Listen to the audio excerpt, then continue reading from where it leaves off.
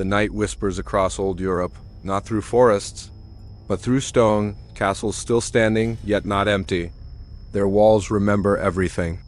And tonight, you'll step inside them. They look peaceful by day, tourists, photos, sunlight. But when night falls, the stories breathe again. Let's begin where the veil is thinnest. Leap Castle, Ireland. They say no place holds more blood than this one. Built in the 1500s, it witnessed betrayal, torture, and family slaughter. A man murdered his own brother inside the chapel. And since that day, it's been called the Bloody Chapel. Visitors claim to hear chanting at night, echoes of monks who were never buried. A figure, pale and watching, lingers at the stairwell, and deep inside lies something older than ghosts. A creature they call the Elemental. Half human, half rot, the smell of death follows it. People still faint when it appears.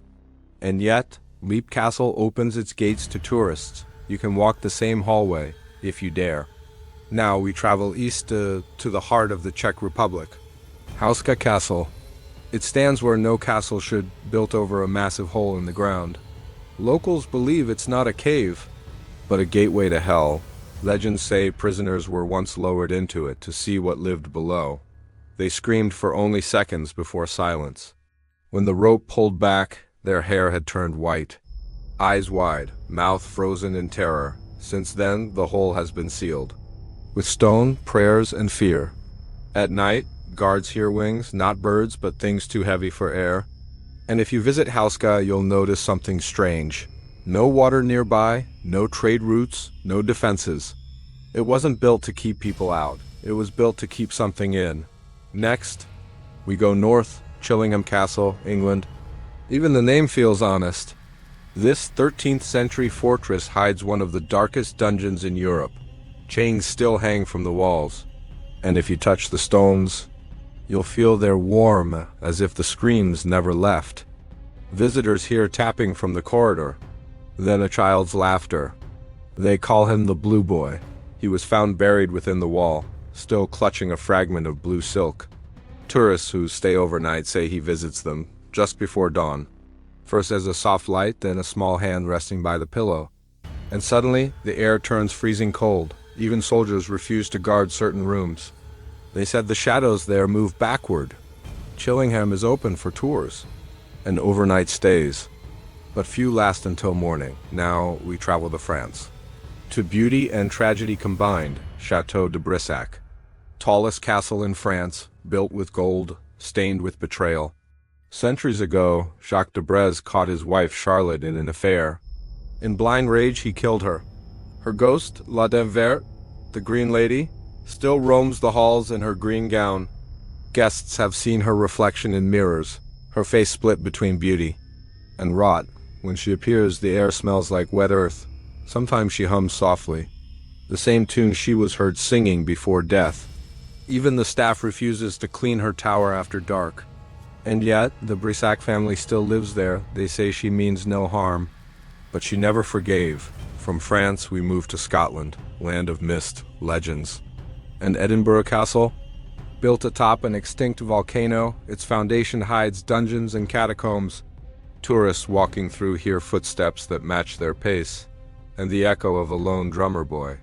Centuries ago, that boy was sent into secret tunnels to find invaders. He never returned, only the sound of his drum was heard, growing fainter, until silence. Now, when something terrible is about to happen in the city, his drum beats again. No one sees him, only hears him. Just before tragedy, but the most haunted? Some say it's Brissac Castle, Romania, known to the world as Dracula's castle, but its truth is darker than fiction. Built high in the Carpathian Mountains, it once guarded the border of Transylvania. It's linked to Vlad the Impaler, a ruler whose cruelty gave birth to the Dracula legend. He didn't drink blood. He let others watch it flow. Visitors describe whispers in the tunnels, candles that blow out without wind, and strange shadows following them between walls. Yet, there's peace too. Some say the castle is more sad than evil. A monument of pain that never healed.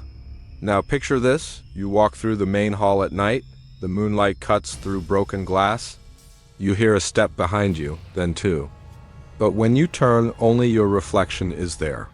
And it smiles a second too late. Even the guides don't stay long after dark.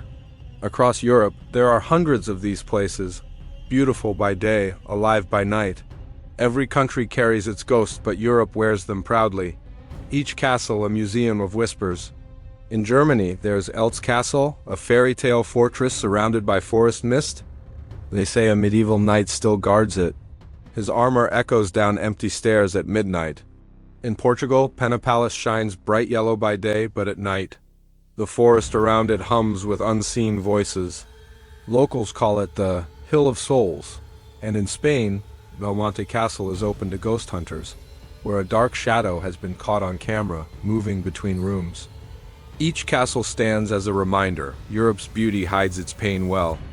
Every stone has heard secrets, every corridor remembers screams, and the silence between those walls. It's not empty, it's listening. So the question isn't if these castles are haunted, it's who still lives there. Maybe you'll visit one. Walk through the grand halls, touch the cold railings, hear the echoes. But when the lights fade and your tour group leaves, you might feel it, a breath on your neck, a whisper by your ear, and maybe you'll turn around to find you're not the only visitor left. Because in Europe's castles, history never dies. It just waits.